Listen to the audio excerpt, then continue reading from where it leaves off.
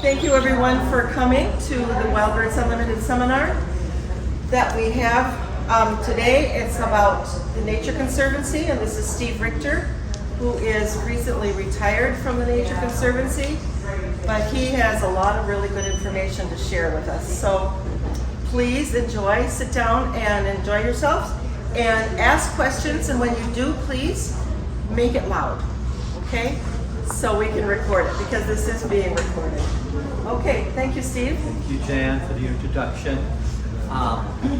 Yeah, Jen noted I recently retired 2 or 3 weeks ago now, September 1st. So it is interesting to know that here I'm retired, but I have a chance to do some homework again and prepare for a presentation, which I enjoy.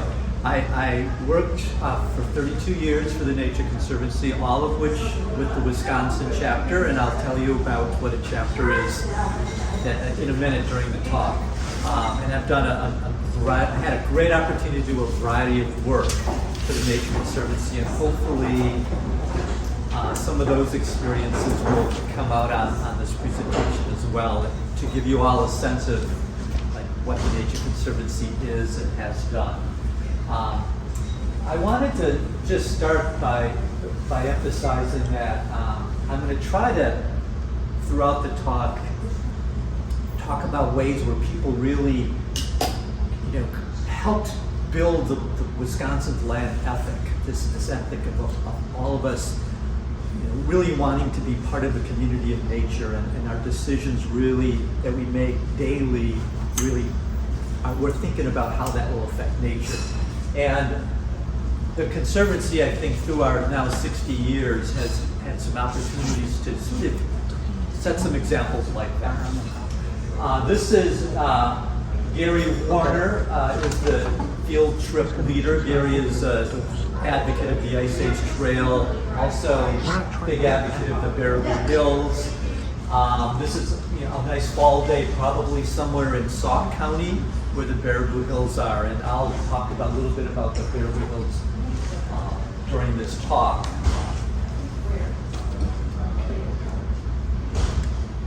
So the Nature Conservancy, I'll maybe touch on each of these points. It started out in the eastern states. New York State chapter was the first chapter formed, and it was formed by citizens of their area wanting to protect special places, remnants of beautiful or very diverse community types. In the case of out east, it was a forest, but it could be a prairie, it could be a wetland, very wetland types, it could be a river. So there was this movement really generated in the 50s, but what I found interesting just in the history is the Nature Conservancy became a nonprofit in '51. Took 4 years, though, maybe to do their first acquisition or protection piece. Back then, obviously, $125 an acre, they probably protected an incredibly beautiful place. So today, we have tremendous support. This mission of protecting special places really resonated with people who then became members. And so we've been very fortunate to have great support of membership to do our work. And we have state chapters in the United States. A state chapter exists in nearly all of the states. And what that really means is, like in Wisconsin state chapter, we're sort of our own little entity. We have staff that raise money, we have staff that do government relations work, we have staff that buy land, manage land, etc. And for the most part, we can do what we want with our funds. We want to do it under the mission of the Nature Conservancy and try to be unified or aligned. But there's this concept of state chapters, which I think many members enjoy because they know that their support of their membership is really, for the most part, going to work in the state they love, protecting the place. we work in a lot of countries. It doesn't mean we are buying land in many, many countries, but we're helping other groups do conservation work of a variety of types. So it's the model of the state chapter of us sort of protecting place doesn't really exist across the rest of the globe because they have their own entities that really do that, and it's really not the Nature Conservancy's role. A trustee, we volunteer leaders, that's just a note, and it reminds me that 2 weeks ago, one of our former trustees, Stan Temple, presented here, and so we have maybe 20 trustees or a board of directors, a mix of scientists like Stan, as well as other community people, leaders who want to do their role for conservation. And I guess I should note, we're really fortunate today that we have a lot of staff working across the state and the globe on conservation. So a little bit about Wisconsin history. This is a photo, two photos on this slide. One is a photo probably back in the early 1960s or mid 60s of some of the people who really helped get the chapter started. And picture on the left here is of two folks who are now in the Wisconsin Conservation Hall of Fame for their conservation work. Phil Sanders on your left, and then Dr. Hugh Wiltis, a botany professor, who was a botany professor at the University of Wisconsin-Madison. A couple reasons why this photo is featured. One is Chalky Prairie, which is in the very southeasternmost corner of Wisconsin, right on the state line of Illinois, right on Lake Michigan. An incredible prairie with 400 plant species. It's kind of a ridge and swale is the term of the former lake that has receded. So it has these wet pockets and then dry sandy pockets. Anyway, shooting stars probably out front. They were, again, early 60s trying to sort of get that project started of how to protect lands. Phil Sanders was a businessman. So many supporters, members of our board are people of all walks of life who really want to see beautiful places protected. I italicized volunteer run for 20 some years, and I wanted to, I think that's a really nice note to all of us to really be patient with work of whatever project we're on, or whether it's with a group. They didn't have the capacity. They wanted all their funding, the volunteers and members, to go to buying land and managing land, and they didn't have extra dollars to buy staff, and it literally took 25 years for the Nature Conservancy to get the first staff member back in the mid-80s. Today we have over 50, but I try to tell that to any cause, like, don't expect your cost to blossom overnight. This stuff takes time to build, and it did. The first tract they bought was an incredible sugar maple basswood woods south of here by the little village of Albany, Wisconsin, in Greene County, Abraham's Woods. So today, the Nature Conservancy across the world, we've done, I think, tremendous conservation work. Probably about 120 million acres have been protected through the work of the Nature Conservancy. This is a prairie in Crawford County, southwestern driftless area. This is by the name of the Hogback Prairie. It's now about 1,000 acres owned by the Wisconsin Department of Natural Resources, but the Nature Conservancy bought all the land, and it features this really steep sided ridge prairie. It's a, you can envision the lowlands was a former riverbed of the Kickapoo River, and then it got cut off, and so you had the term of oxbow. But this tall ridge remained, and so the really prairie, some trees that probably have been cleared off now and to create more of an open landscape. So the Nature Conservancy was sort of the first land trust in Wisconsin. Today there's 50, many local land trusts that go do conservation work. This area of the state has a group called Groundswell, and other areas, there's the Driftless Area Land Conservancy, Zaki Washington Land Conservancy. So this movement of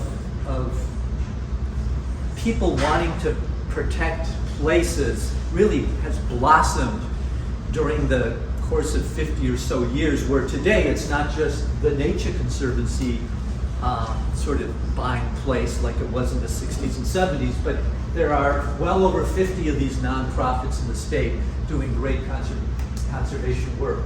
And so that to me gets back to our first slide about this ethic, this land ethic is the Nature Conservancy. I really feel good that we helped really blossom this land trust movement in this state. And I'm so happy Wisconsin has such a movement to protect places.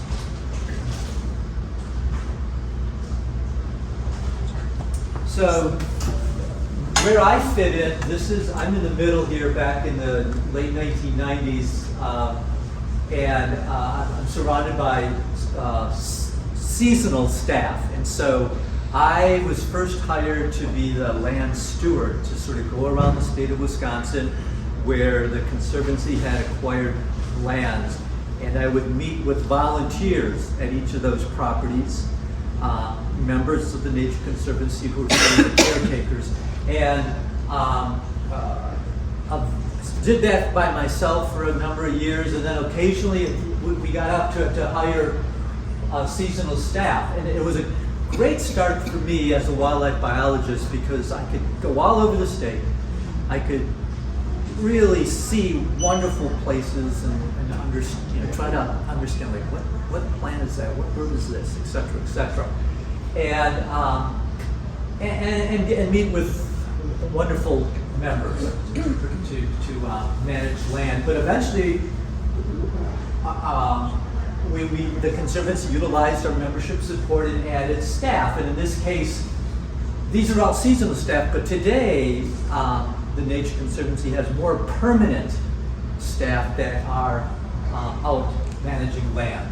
And when I say managing land, I just have a snapshot of, it's everything from replanting trees in the Baraboo Hills, Sauk County, oak trees, doing prescribed burning, and so many of southern Wisconsin, well, in Wisconsin there are many community types, barrens, prairies, wetlands that really are rejuvenated with fire, keeping brush out, rejuvenating the native plants.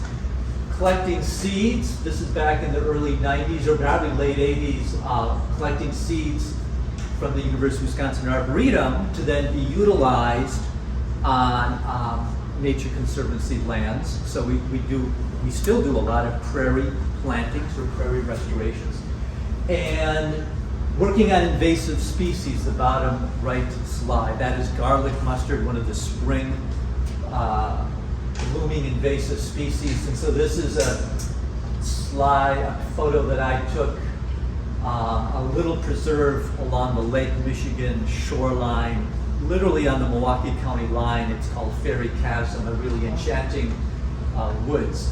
But just a snapshot of the Nature Conservancy again, and still today, we really emphasize acquiring property and managing properties. And back in those early days, 1960s and 70s, because the membership of the Nature Conservancy really was kind of created out of the cities of Milwaukee and Madison membership, they looked at what was going on at the University of Wisconsin Arboretum, which was one of the early pioneers of restoring land, getting people out on land, not just leaving it alone. So those early members of the Conservancy started to have work days out on the land in the 1970s. Probably one of the first organizations, whether it's a federal agency, state agency, or private group, to really get people out on the land. And so it again helps, I refer back to the first slide of this ethic, this land ethic is,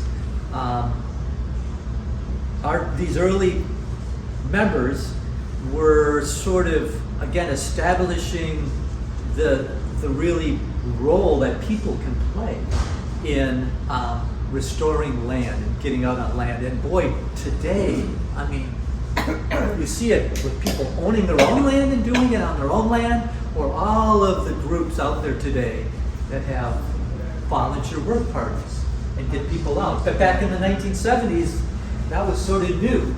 And those early members were doing burning, as volunteers. So again, some of the first people out there sort of using that technique, out on our lands. And so I really marvel at, what membership can do and what they really did to really galvanize this huge movement that now takes place all over the globe.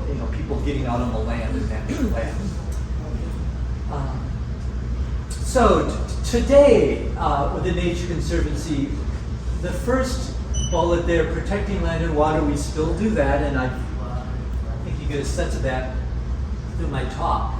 But about 10 years ago, we realized we needed to sort of shift resources, shift emphasis to address some of these global challenges that wouldn't really be solved alone by buying land. Even if you bought hundreds of thousands of acres in one setting, which has happened, there are still these global threats.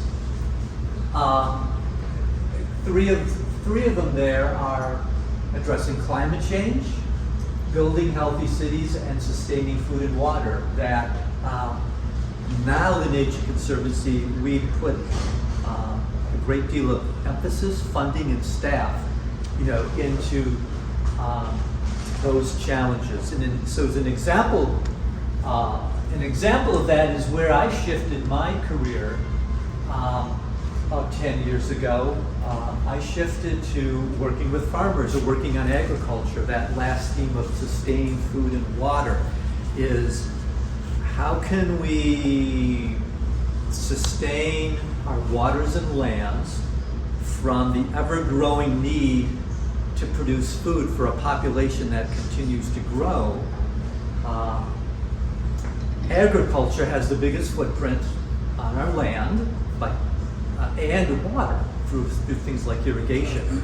And so I felt it was a really challenging opportunity for me to sort of find out what I could do to help in the state of Wisconsin sort of start the Nature Conservancy's work with farmers. And this is an example of a farmer-led group. State of Wisconsin fortunately has across the state about 40 groups of farmers in a region. This is Sheboygan. They have about 35 farmers. This is a subset of them at an event that are out there learning from each other. And so it's the examples of farmers themselves leading change. How can we get, in this case, farmers to really want to be part of a solution, to want to help make the solution, the decisions.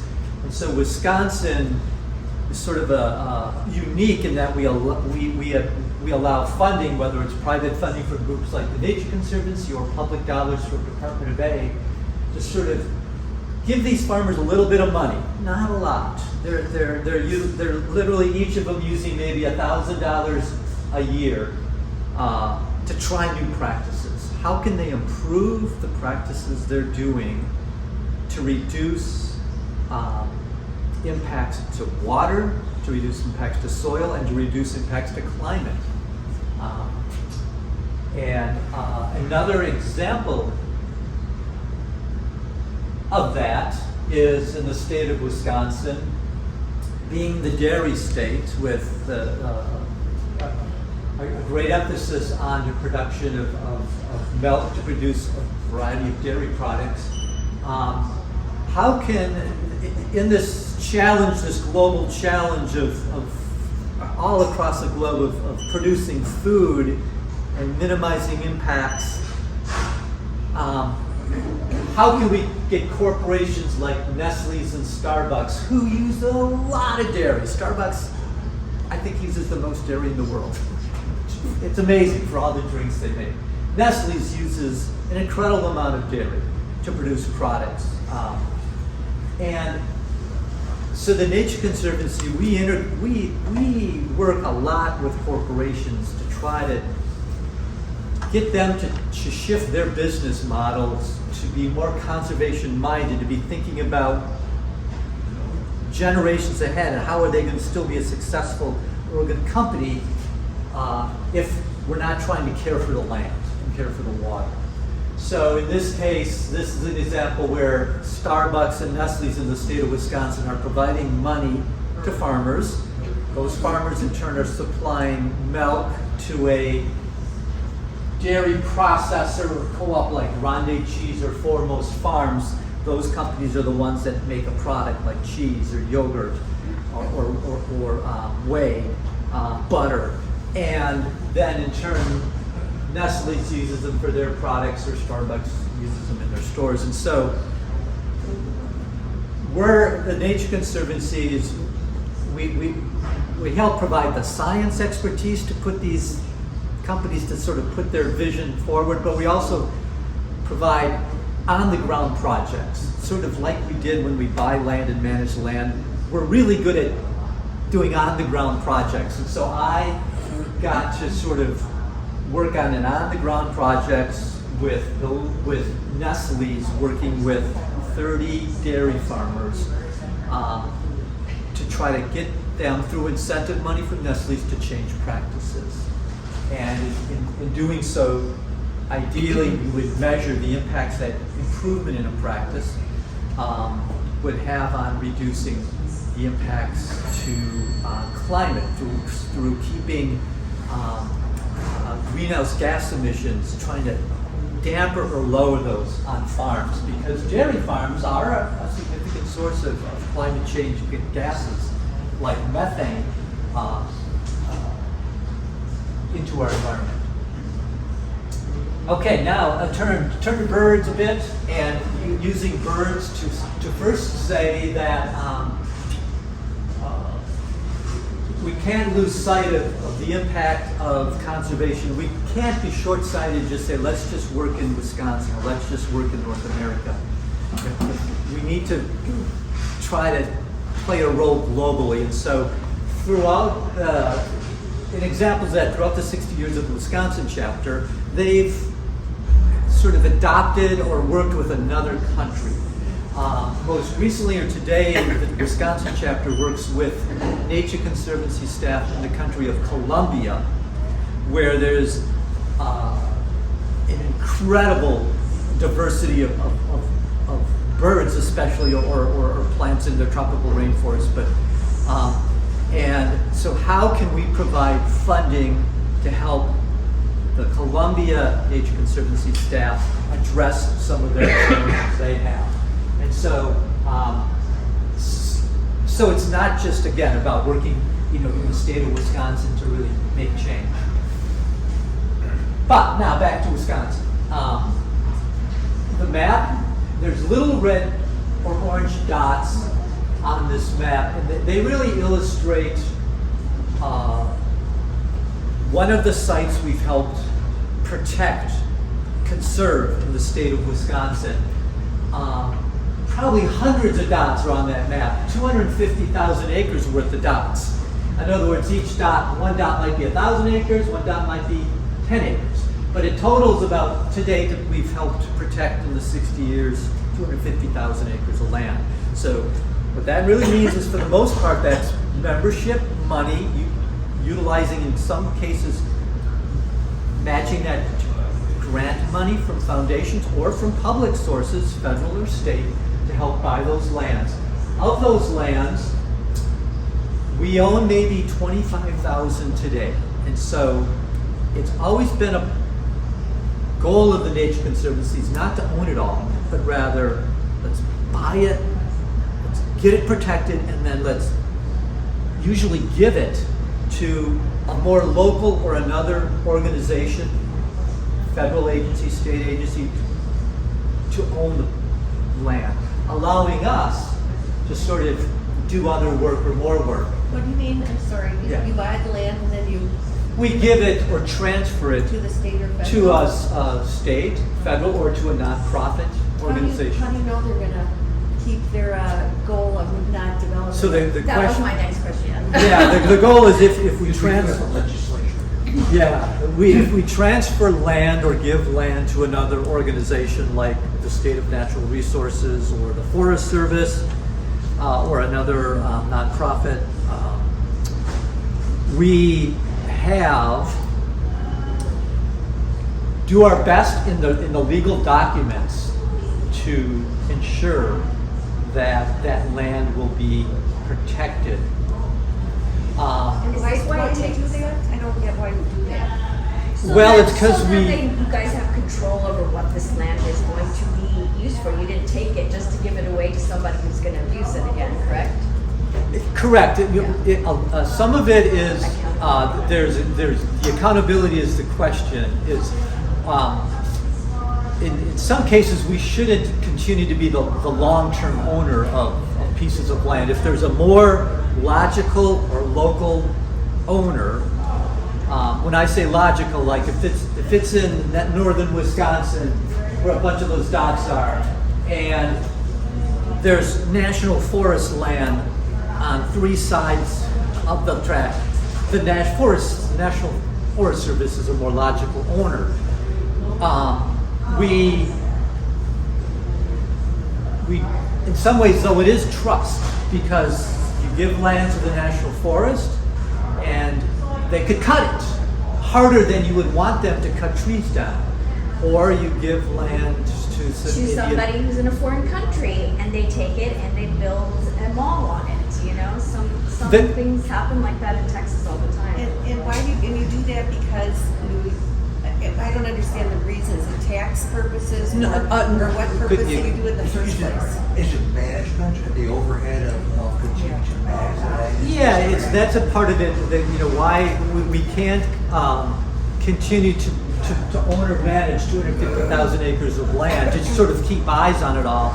And so if there's a more local organization or agency, they would be, I believe, a more logical owner. Well, and aligned with your collective consciousness of this land must be protected. Yes, they need to be aligned. We're not going to give it to anybody. They really need to. It needs to be aligned. And do you have accountability then? Do they have to? You check on them? We do check on a number of the sites annually, but not all of them. Not all of them. They're really good questions. In some ways, everything could go to heck, and a group could go ahead and force you to court and sell that land and put condominiums on it. But so far, so good. Yeah, for the most part, so far so good. I mean, you're kind of at that young phase where it's a measure of trust right now, and let's hope that this theory of ours works out. I mean, it's only been 60 years. Right. Good points. Yeah. Good points. And so the ones that are the Military Ridge, Bearwood Hills, Wabango River, Door County, Northwoods, we're still actively buying land in place. And those are examples of that, where in the Bearwood Hills to date, we own about 11,600 acres of land. Bearwood Hills are where there's a really big cluster of dots around the city of Bearwood. So we're still doing good conservation work in those areas. And I'm going to highlight a number of those sites today, starting with Baraboo Hills and Mukwonago River. Cerulean warbler, showing in some cases there's a circle around Wisconsin on the very top of this map, highlighting the real uniqueness of the Baraboo Hills. Just think of Devil's Lake when I say Baraboo Hills. It's that area. It's forested. It's a big block, probably 30,000 to 40,000 acres of forest. Contiguous. So it's an outlier. And that big block of continuous land for birds, like a bunch of warbler species, including the cerulean warbler, they love that. They love big blocks, big trees, big oak trees. The Baraboo Hills, Devil's Lake has all of that. So many warblers and other birds. In fact, probably well over half of Wisconsin's breeding birds nest in can be found in the Baraboo Hills. It's a gem. And again, and then the map shows again this connection to Central and South America. The blue really showing wintering grounds, and I'm guessing it's really linear. That must be forested habitat in Colombia, where those bullets are. An example of the Baraboo Hills. This rock is quartzite, a really old rock. But it's a big landform that's elevation from the sand country of where like Sauk City is, Prairie du Sac. You've got just to the north this elevated block of quartzite rock. On the quartzite you have all of these oak trees, hickory trees growing. The Baraboo Hills also features really dissected rivers or streams that have northern Wisconsin plant communities on them. Hemlock Draw, if that's a wonderful nature conservancy preserve with big hemlock trees. Pine Hollow, another example of northern Wisconsin community where you can find red pine, white pine. So it's not just oak, but it also has these really unique streams with gorges with northern Wisconsin plant communities on it.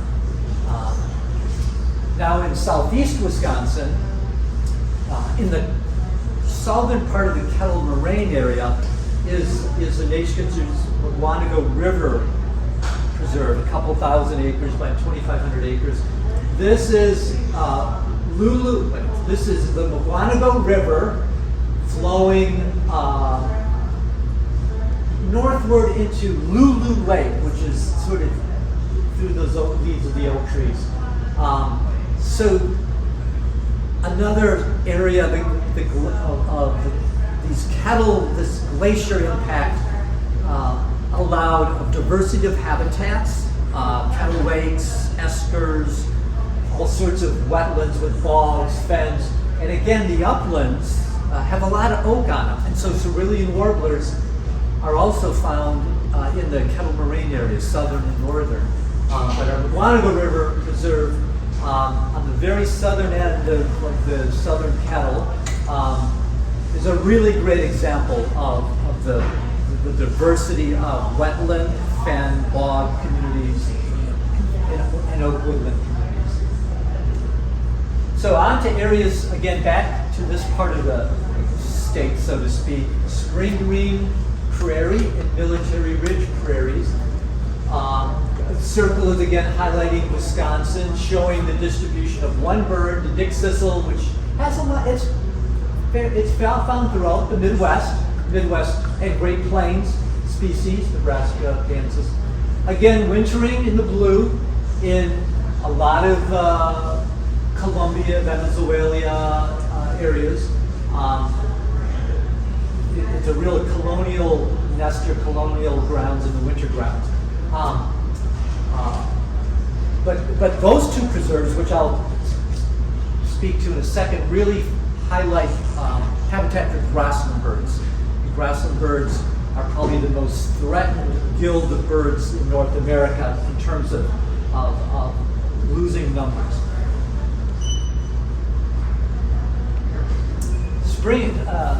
So Spring Green Prairie, which is about 40 miles west of here. This is a shot looking northward at some of the bare bluffs, and this is a prickly pear cactus. It's known as Wisconsin's desert because of this assemblage of plants and animals that really are found more in states to the west or southwest, Kansas, Oklahoma.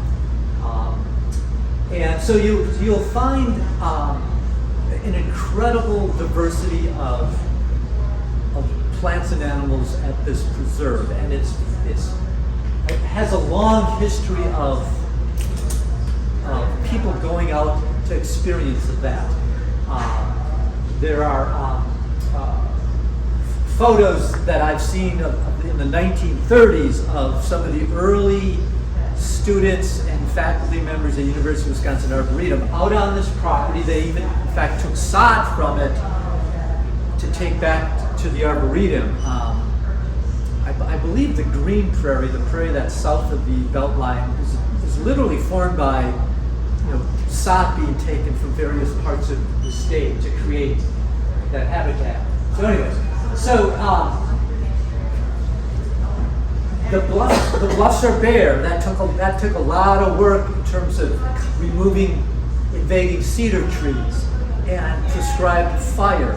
So this is an example of a landscape that really needs disturbance, such as prescribed fire or sort of clearing the trees that it had invaded since fire had been suppressed, and fire set by lightning or fire set by early Native American citizens. So these types of sites need that kind of management. But it's probably in the state of Wisconsin, it's probably the finest example of sand prairie growing on sand. It's large, and it has this really incredible diversity of plants and insects and reptiles and birds that are found, also on those bluffs out there. So it's about 1,000 acres now on both sides of Highway 23, and it has the Nature Conservancy preserves don't really have a lot of trails. It's sort of, you have to really sort of rough it when you're out on a Nature Conservancy preserve. But there is a little bit of a trail system there that we also is utilized as a fire break. So this site, maybe the last 10 years, has been a real hotbed for rare birds.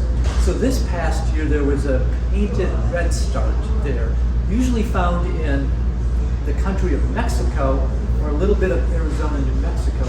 A University of Wisconsin class, ornithology class, was out there this spring, and lo and behold, they find this crazy bird that is 1,500 miles outside of its range.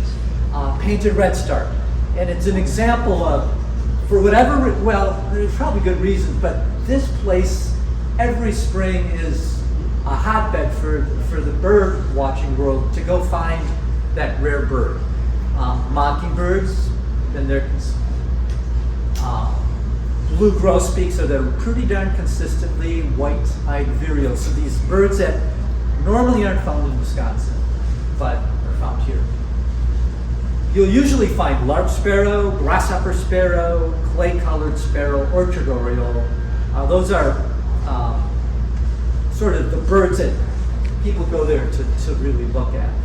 Many people, though, go there to look for reptiles. So a lot of snake species, from timber rattlers, blue racers, bull snakes, a lizard, the only lizard in Wisconsin, not called, I think, the prairie lizard, ornate box turtle, tortoise that doesn't need water. So fantastic place. Oh, and a note to that is one of the future speakers will be talking about reptiles, and probably a number of his stories will be from this place, Bob Hay. So Bob Hay's on the calendar. Remind me, where is that again? It's just north of the village of Spring Green.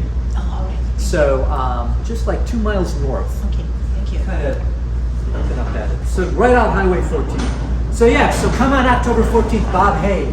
Bob's done a lot of work out here, a lot of scurrying up and down those bluffs, looking for snakes. Another speaker that's on your calendar for October 28th is Dave Sample, this gentleman here leading. Dave's leading a field trip here at Thompson Prairie, a Nature Conservancy property right on the Dane, Iowa County border. So south of the city of Barneville, Mount Horeb, south of the Highway 18151, driftless area, a lodge of open ridge tops. The Nature Conservancy owns about 2,500 acres of land, which features remnant prairie, like we're not at the remnant now, we're walking through some wild parsnip and non-native, but we're out there looking for grassland birds.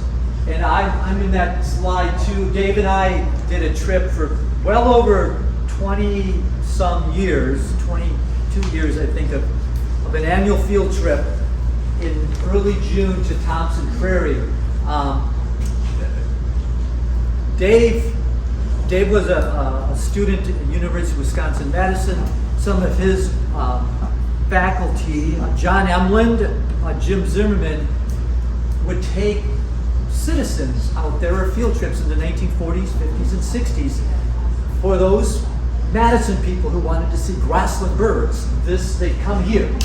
And those birds, for the most part, are still there, like bobolinks, eastern meadowlarks, sometimes western meadowlarks, Henslow sparrows, field sparrows, and then upland sandpipers, beautiful birds fluttering in the sky.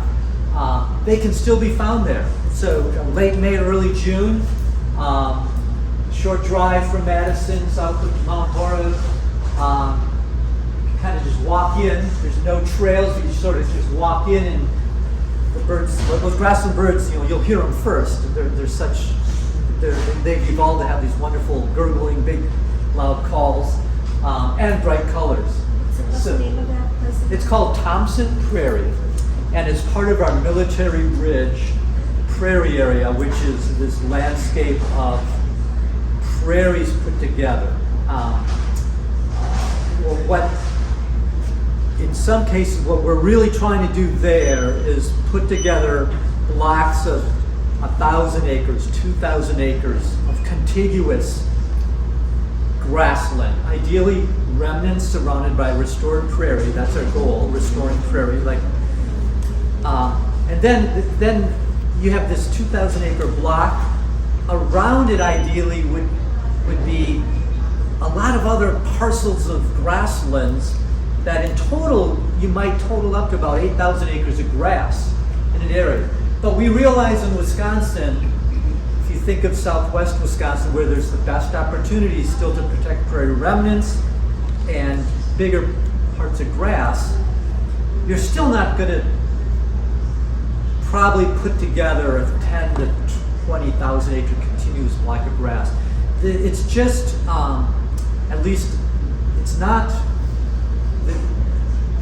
I just don't think we'd be able to convince enough landowners to convert their agricultural land to grass. So I guess what I'm saying is if we could do blocks of 2,000 acres of continuous, but then have around it a checkerboard of other grassland prairie, you can provide habitat for these grassland birds. They really, as I mentioned earlier, are the most threatened by the loss of grassland habitat. You can think about what's going on like out in the Dakotas, northwestern Minnesota, Nebraska. There's this continual conversion of native grasslands to corn and soybeans, taking part still today. So Thompson Prairie Barnacle.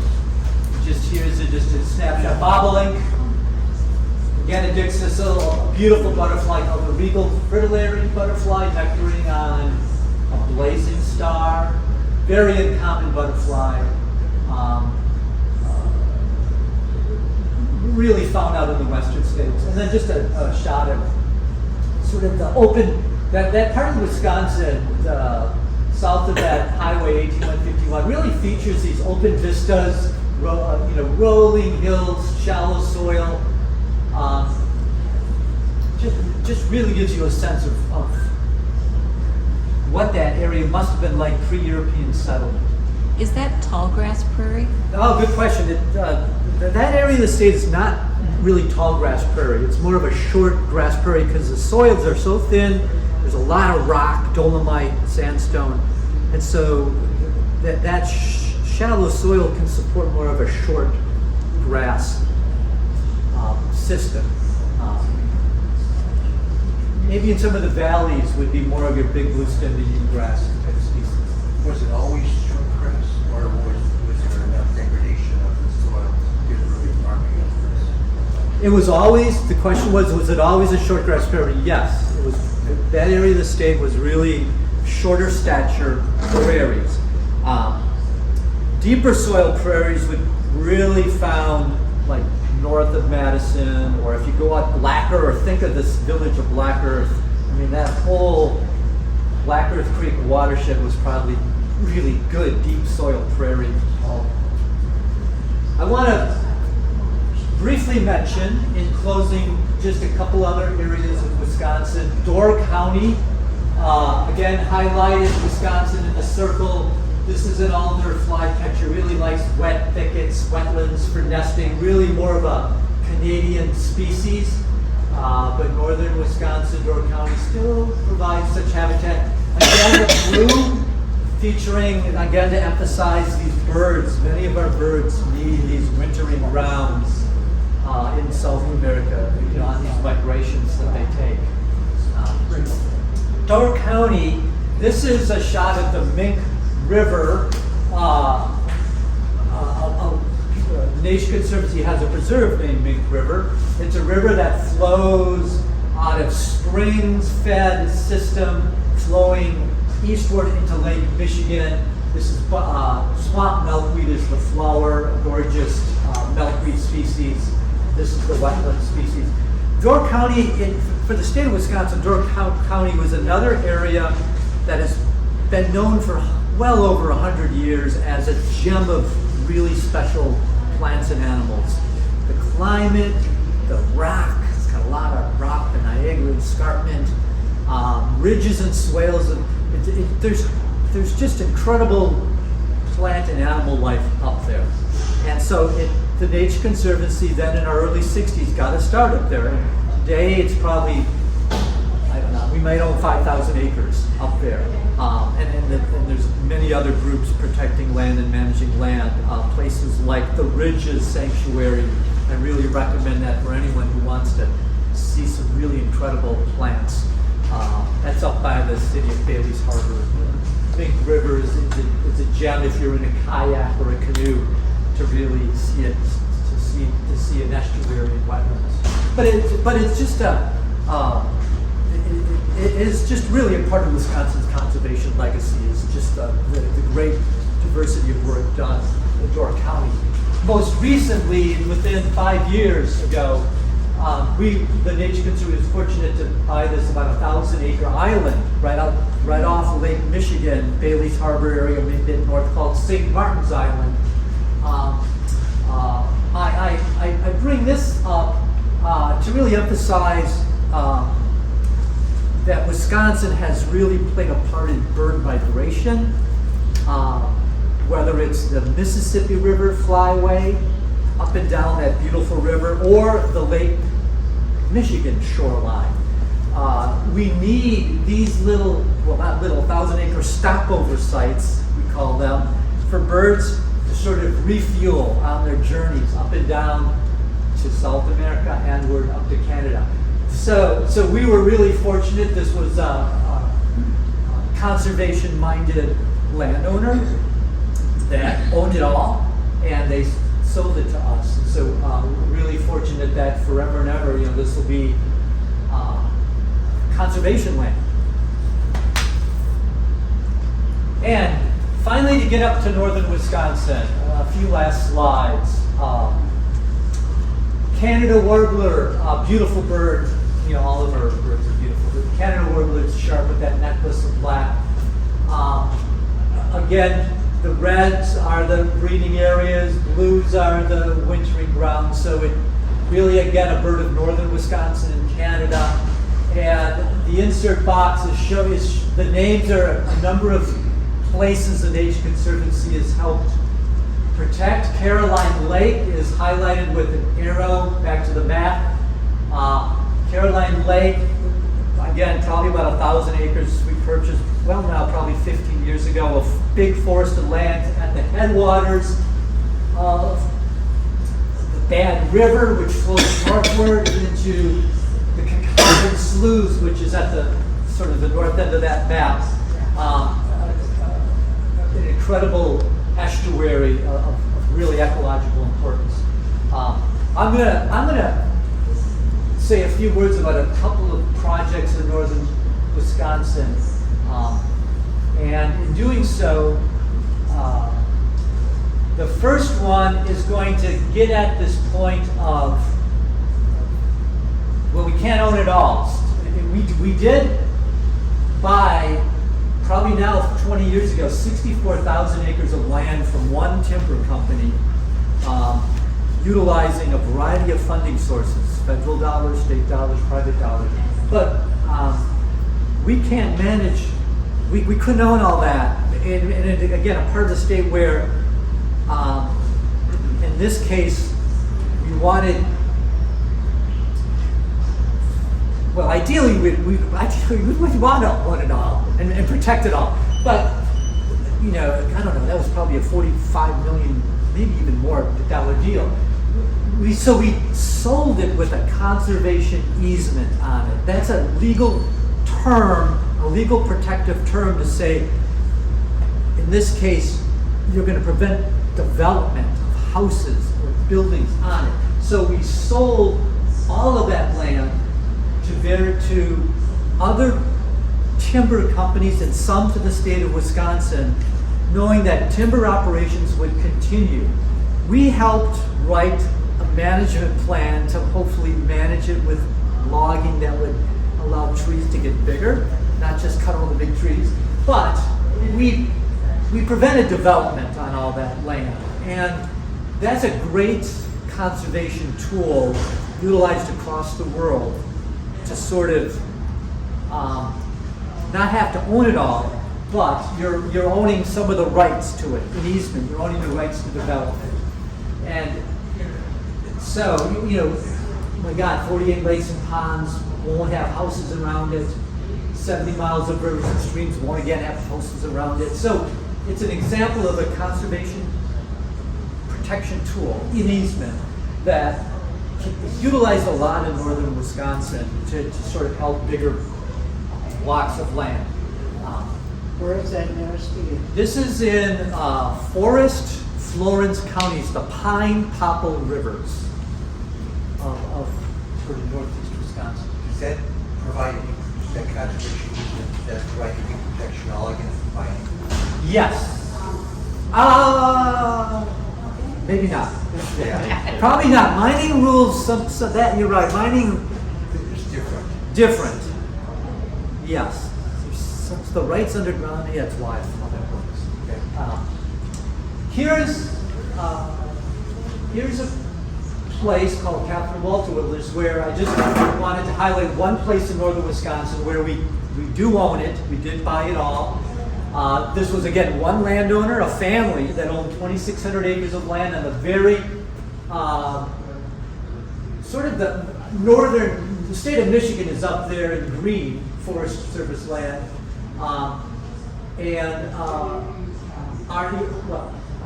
The light green. So the Catherine Walters is on the far left, and then Michigan. It's right on the border, Michigan. But one ownership. Again, a conservation-minded family. Very fortunate that we were able to work with them to again purchase it all. Again, protecting lakes, ponds, a lot of undeveloped lake shoreline. It has lots of big trees on it. That family didn't sort of have it cut over.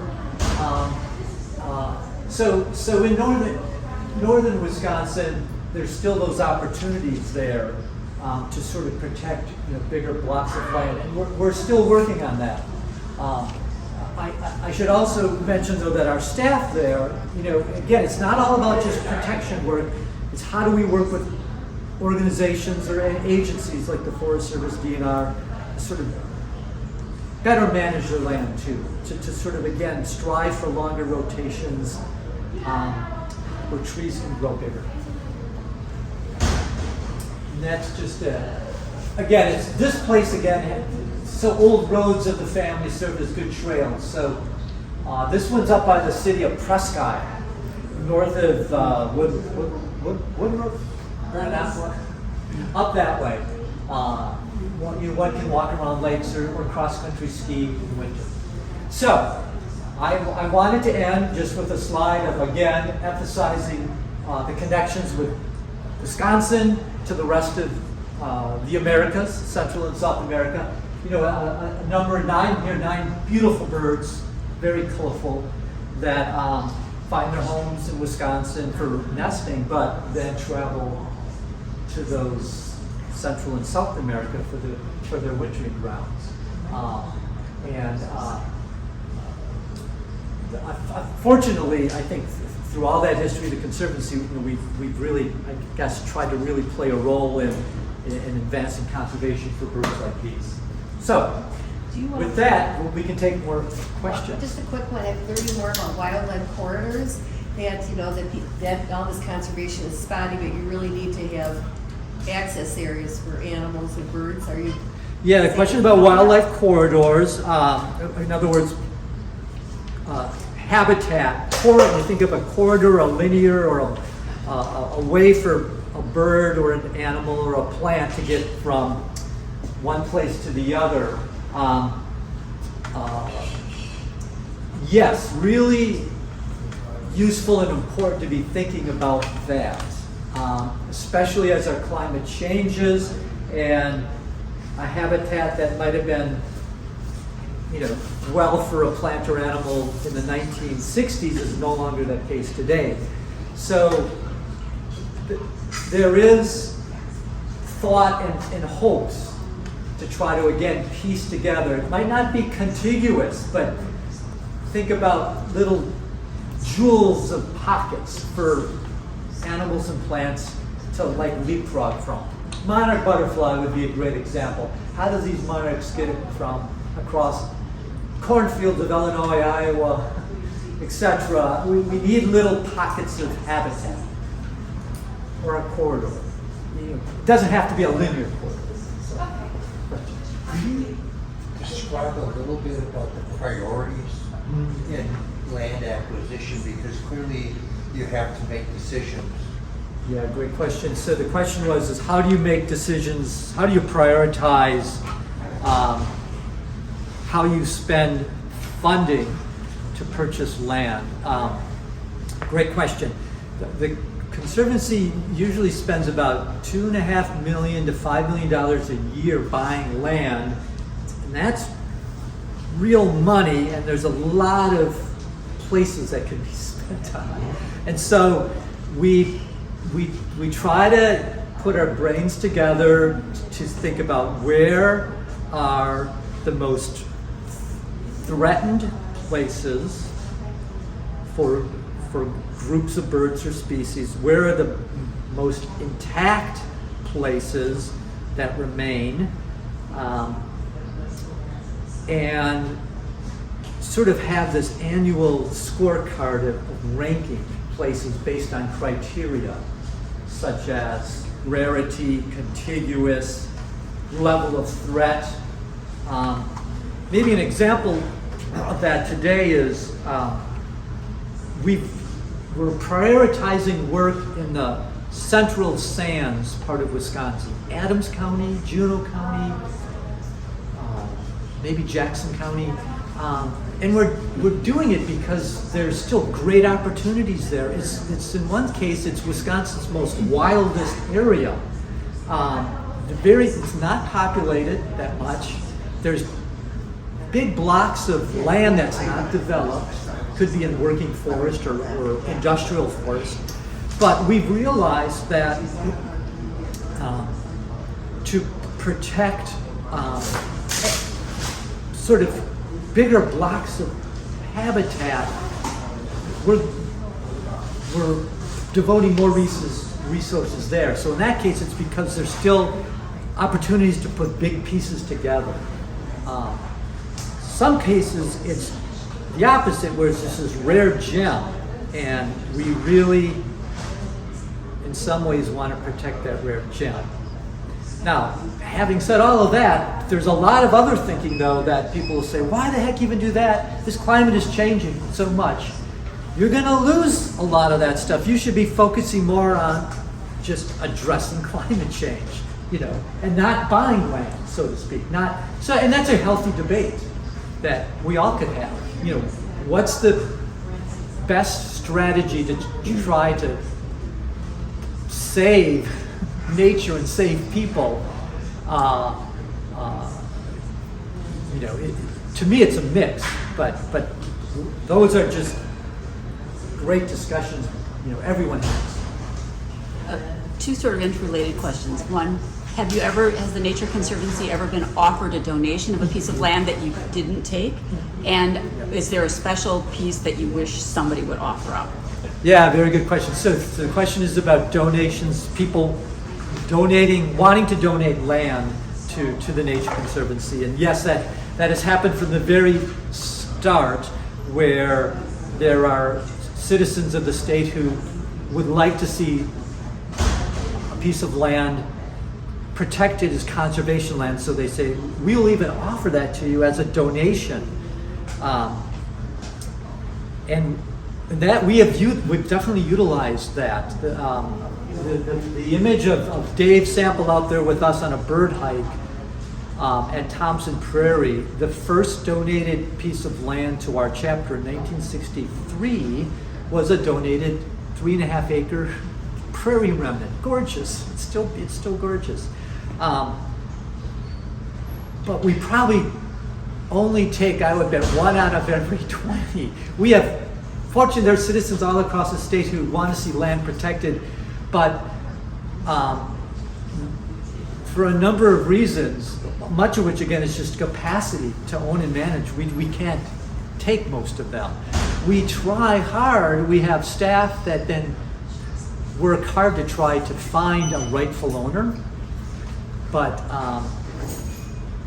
many cases, what I did say to those people is just find another conservation-minded citizen to carry on your dream for most cases. But donations are incredible. So, one more question, maybe? Oh, yes. No, or more? Just one. No. Your piece on the farmers. Yes. I come from a farming background, and farmers are notoriously independent. Yes. So to see that group together was great. I think it was Channel 3 a few weeks ago who featured a farmer who was growing a crop to feed his dairy cattle that produced less methane. Oh, yeah. Now, what was that crop? I couldn't Kernza? find out. Was it Kernza? I don't know. That's what I'm wondering. Oh, I heard about that. We went on that Reedsburg fermentation fest to the ride through the countryside. They have an art fest at Reedsburg through the hillsides. It's beautiful. Look it up. Oh. And we came across, remember, a guy who was working with a farmer growing that Kernza. And I couldn't remember the name of it. How do you spell that? Kernza. Yes, that was really interesting. Kernza. Is Okay. that right? Yeah, a perennial. So Kernza is a perennial wheat. It's a wheat, wheat okay. that has been through selective breeding, crossing plants, creating a perennial wheat. It's still in its Controversial. early days. Yeah. So it's probably only grown on 20,000 acres across North Okay. America. We Oh, grow okay. corn on 94 million acres. So it's still in its early days. Again, like maybe the story of the Conservancy, it doesn't mean it's not ever going to fail. Conservancy didn't have staff for 25 years. It's going to happen. We're eventually going to get crops that are more perennial based, Okay. or have other values to enrich soil, produce product, and be a win-win for farmers and nature. Well, this was very impressive to see that group of farmers, and you said there were more. That's a big movement of getting farmers to learn about the value of better practices to build their soils, example. Okay, that was neat to meet them too, that was pretty neat. Huh. All right, well, thank you all. Yes, Wait, thank you. I don't know if Bob has remarks or. I just have one thing that I want to read that goes into this. Ah. I cut this out and put it above my desk. It says, "We abuse land because we regard it as a commodity belonging to us. And we see land as a community to which we belong. We may begin to use it with love and respect. Although it That's land ethic. Yeah, that's great. That is what we all. Thank you, Steve, for your input.